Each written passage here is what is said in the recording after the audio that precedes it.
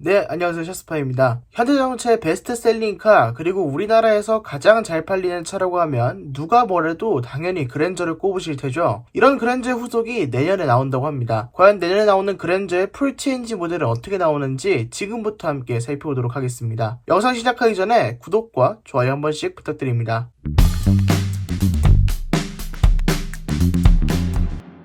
일단 코드명이 기존에 준대형차로 나타내던 UN7에서 이제 GN7으로 업그레이드가 되어서 에쿠스급, K9급, 그러니까 플래그십으로 성장을 했다고 합니다. 그런데 아마 에쿠스급 K9은 좀 가능성이 없는 얘기 같고요. 현대차의 플래그십 모델이라는 점에서 약간 상징성이 있는 프로젝트 네임을 붙여준 게 아닐까 이런 생각이 듭니다. 아무튼 출시 시기를 먼저 알아보면요, 현재 테스트카가 하나도 포착되어 있지 않은 상태입니다. 다만 내년에 나온다는 현대자동차의 투자자 설명회 자료를 보면 내년에 나오는 건 확실한데 아직까지는 테스트카가 없는 상태라서 이르면 내년 여름, 늦으면 내년 겨울쯤에 출시하지 않을까 이런 생각을 하게 됩니다. 네, 그리고 그랜저 후속에는 3세대 플랫폼이 적용됩니다. 그런데 K8은 3세대 플랫폼의 장점이 거의 없는 듯한 느낌을 받았어요. K8 2.5L를 기준으로 시트가 그렇게 낮지도 않고 헤드룸도 부족하고 주행 성능에서도 크게 뛰어난 느낌을 받지 못했습니다. 전자제어 서스펜션이 달린 모델이 아니어서 그럴 수도 있겠지만 3세대 플랫폼의 기본 성능을 제대로 끌어내지 못한 듯한 그런 느낌을 받았는데요. 그랜저는 과연 어떨지 궁금합니다. 그랜저에도 전자제어 서스펜션이 적용됩니다. 제네시스처럼 프리뷰 서스펜션은 아니고 주행 모드를 바꿀 때 작동되는 전자제어 서스펜션입니다. 기존의 그랜저를 타면서 가장 아쉬웠던 게 하체 세팅, 그 중에서도 서스펜션이었거든요. 그래서 이런 전자제어 서스펜션이 들어간다는 거는 정말 반가운 변화입니다. 그리고 실내에서 많은 변화가 있습니다. 기존의 호불호가 갈렸던 버튼식 변속기가 드디어 삭제됩니다. 대신 아이오닉 5처럼 칼럼식 변속기, 그러니까 와이퍼 아래쪽에 붙는 칼럼식 변속기로 바뀝니다. 사실 아이오닉 5도 벤츠처럼 아래로 내려서 D, 위로 올려서 R 같은 직관적인 방식이 아니라 앞으로 돌려서 드라이브, 뒤로 돌려서 후진을 하는 약간의 헷갈리는 구성으로 되어 있기 때문에 호불호가 갈리긴 하지만 버튼식 변속기에 비해서는 훨씬 더 좋은 얘기를 듣게 될 것으로 보입니다. 뒷좌석의 기능도 조금 더 강화됩니다. 이제 윗등급의 눈치를 보지 않고 편의 사양을 적용할 수 있기 때문에 뒷좌석에 통풍 시트가 추가되는 것은 확정이 된 상태이고요. K8 역시도 들어가 있죠. 개인적으로는 뒷좌석에 리클라이닝도 좀 들어갔으면 좋겠습니다. 현재 뒷좌석에 리클라이닝이 없어서 이 목베개가 달려있긴 한데 목베개에 완전히 기대고 편한 자세를 취할 수가 없거든요. 그래서 개인적으로는 리클라이닝을 시켜주면 어떨까 이런 생각도 살짝 하게 됩니다. 트렁크 부분에도 변화가 있습니다. 기존 하이브리드에 들어가던 12V 배터리가 고전압 배터리에 통합이 되면서 하이브리드도 트렁크를 조금 더 넓게 쓸 수 있게 바뀌었습니다. 12V 배터리가 트렁크 안쪽으로 이렇게 파고 들어오면서 골프백을 가로로 넣기 좀 힘들다든지 이런 문제가 있었거든요. 그런데 이런 문제가 완전히 개선되게 될 것으로 보입니다. 엔진은 K8과 동일한 파워트레인이 적용이 됩니다. 2.5L, 3.5L, 1.0L 터보 하이브리드 이렇게 4가지 파워트레인이 적용되고요. AWD 역시도 당연히 적용되게 될 것으로 보이는데 현재 K8은 3.5L 가솔린 엔진에만 유일하게 4륜구동을 탑재하고 있는데 아마 다음 세대 그랜저부터는 3.5L 가솔린과 하이브리드에까지 4륜구동을 적용하지 않을까 이런 생각을 하게 됩니다. 현대차가 정말 예전부터 개발하고 있던 시스템이 있거든요. 현대자동차의 E4WD, 그러니까 전기 모터가 뒷바퀴를 굴리고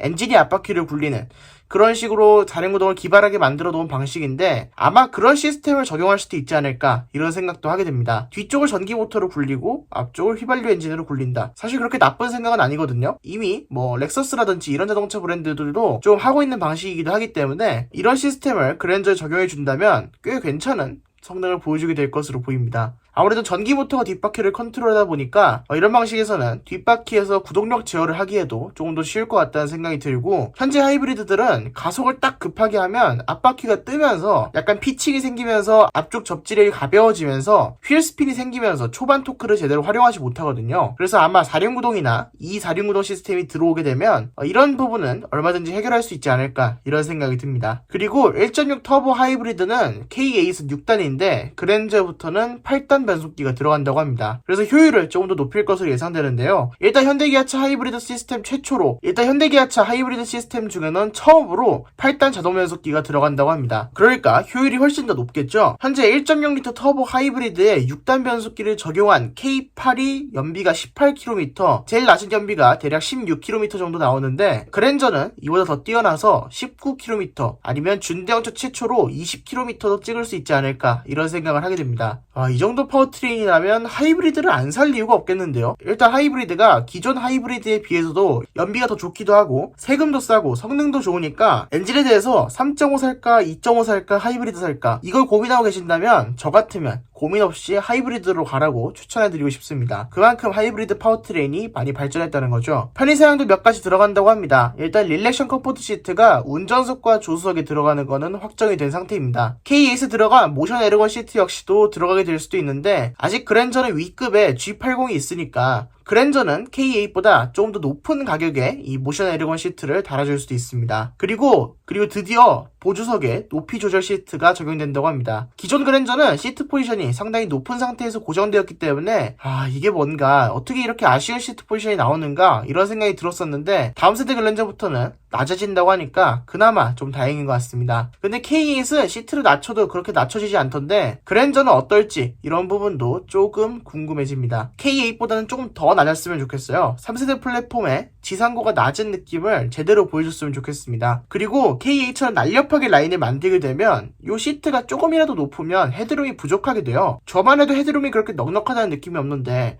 저보다 키가 더 크신 분들은 당연히 헤드룸이 부족하겠죠. 그래서 이런 부분은 조금 아쉽다는 생각도 들었습니다. 그래서 그랜저에는 조금 더 시트 포지션을 낮춰줬으면 좋겠고요. HDA2 시스템도 적용됩니다. 아직 HDP까지는 들어갈 단계가 아니에요. 현대자동차에서 옵션을 넣는 방식이 일단 제네시스에서 옵션을 다 넣어주고 그 다음에 한 세대가 지나고 혹은 출시한 지 한 2년쯤 지나고 나서 아랫등급으로 내려오거든요. 그런데 HDP는 이번에 나오게 될 G90에 가장 먼저 들어가니까 아직까지 그랜저에 들어갈 단계는 아닙니다. 그랜저에는 HDA2 정도 시스템이 적용된다고 하고요. K8에는 앞뒤 방향지 등 모두 LED로 물결처럼 흐르는 깜빡이가 들어가 있었으니까 아마 그랜저도 라이트 기술을 조금 더 개발하지 않을까 이런 생각이 듭니다. 그런데 저는 이런 시퀀셜로 흐르는 깜빡이보다는 앞차를 피해서 상향등을 켜주는 그런 기능이나 코너링 램프, 라이트의 본질에 조금 더 집중하는 게 좋지 않을까 이런 생각이 듭니다. K8은 조금 너무 어려 보이고 너무 좀 날티난다고 해야 되나? 안 좋게 말하면 그런 느낌이 좀 나더라고요. 그래서 제 개인적으로는 조금 더 밝은 시야를 확보해줄 수 있는 멀티빔 헤드램프 같은 시스템을 적용해주면 어떨까 이런 생각도 들었습니다. 네, 그리고 빌트인 캠도 개선된 빌트인 캠이 드디어 들어갑니다. 이제 앞쪽 화질은 쿼드 HD, 뒤쪽 화질은 풀 HD로 기존 빌트인 캠에 비해서는 훨씬 더 나아집니다. 많은 분들이 말씀하셨던 음성 녹음 역시도 이제는 들어가 있습니다. 기존에는 CCTV 같은 역할이었다면 이제는 자동차에서 정말 블랙박스 같은 역할을 할 수 있다고 볼 수 있겠습니다. 네, 그럼 지금까지 다음 세대 그랜저에 대해서 살펴봤습니다. 어떻게 나올지